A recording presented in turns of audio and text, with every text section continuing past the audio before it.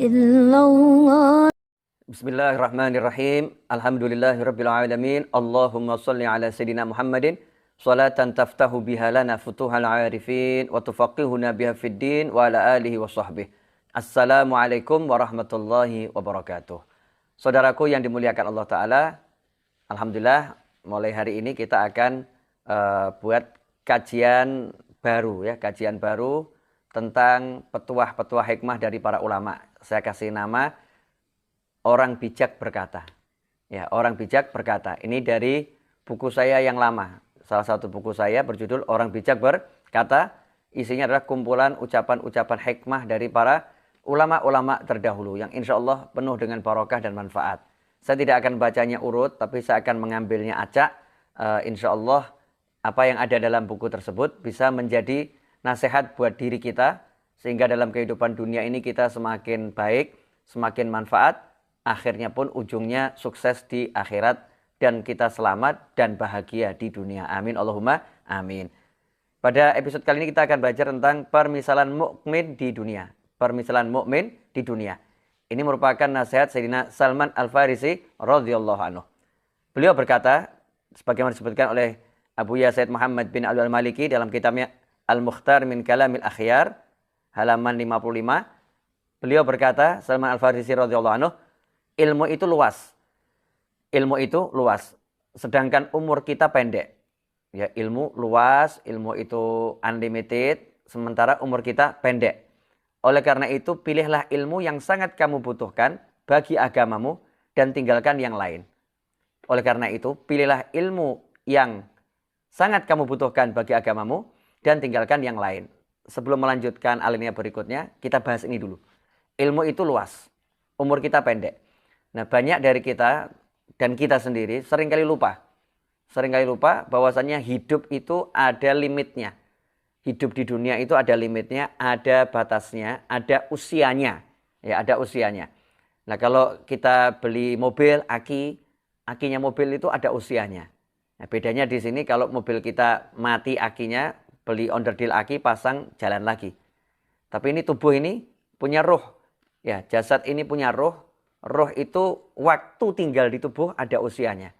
Kalau udah waktunya habis, selesai. Maka tubuh tidak bisa bergerak. Tubuhnya lambat laun akan rusak. Kemudian udah nggak bisa melanjutkan kehidupan di dunia ini lagi. Harus pindah ke alam barzah. Harus pindah ke alam barzah. Nah, umur kita yang pendek ini, umur kita yang pendek, tujuannya adalah untuk berbekal, ya berbekal bagi kehidupan di akhirat. Kehidupan di surganya Allah Subhanahu wa taala. Kalau kita tidak memilih, ya, tidak memilih dan memilah dalam kehidupan dunia ini apa yang terpenting dan bisa menyelamatkan kita agar sampai ke surga yang menjadi tujuan kita semua tentunya. Insyaallah kita semua ahli jannah, amin. Kalau kita nggak bisa memilih dan memilah, maka kita berada dalam kerugian yang luar biasa.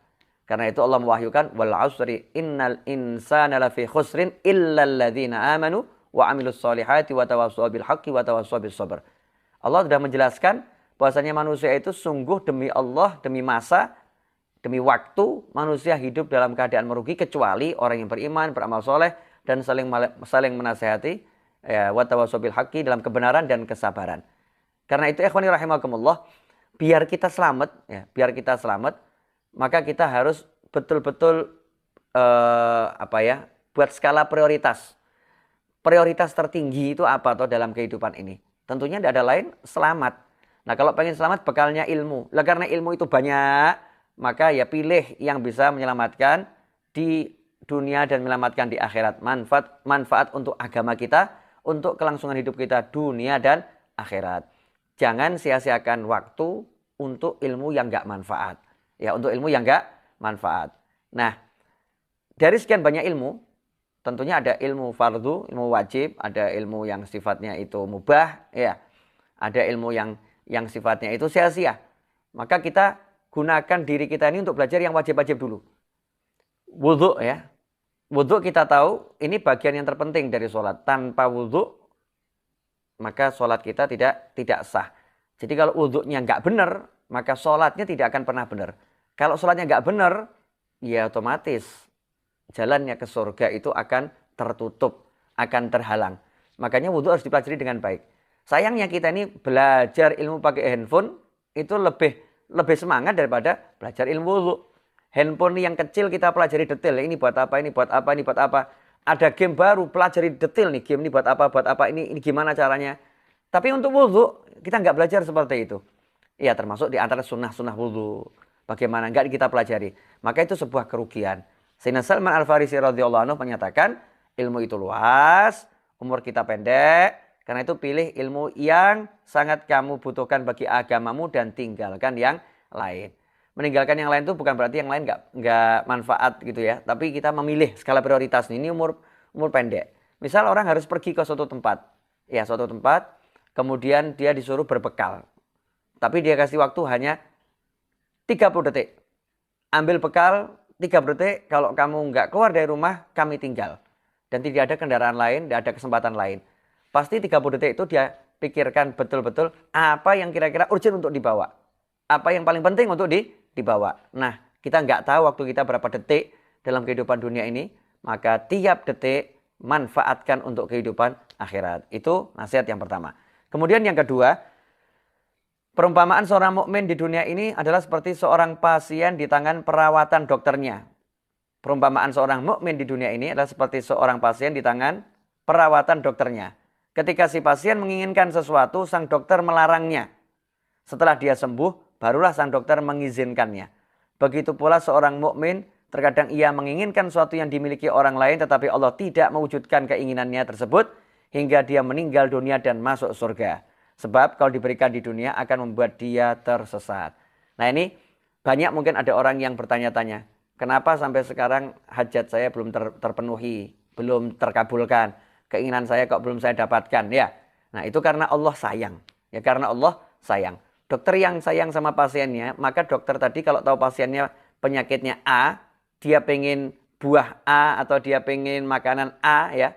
Kalau dikasih tambah sakit, maka walaupun pasiennya minta, dokternya melarang. Ya, dan tidak dikasih sama dokternya. Biar apa? Biar pasiennya sembuh dan tidak sakit.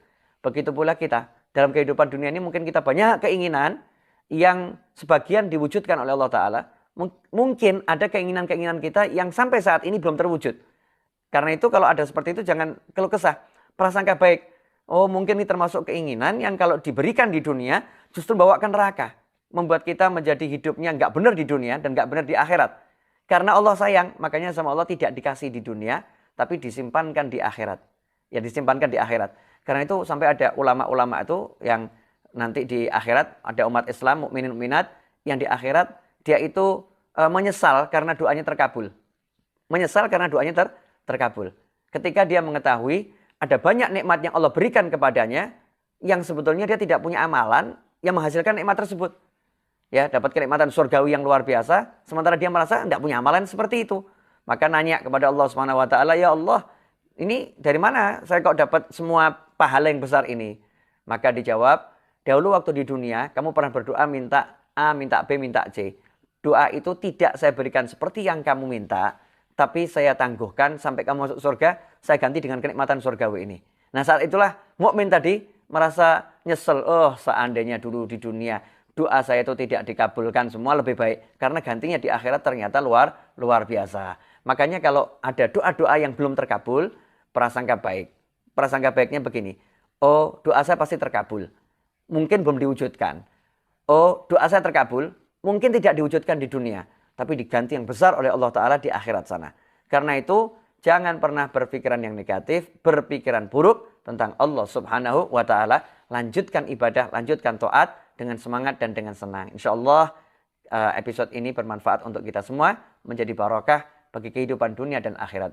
Sekian, semoga bermanfaat dan mohon maaf atas segala kekurangan. Wassalamualaikum warahmatullahi wabarakatuh.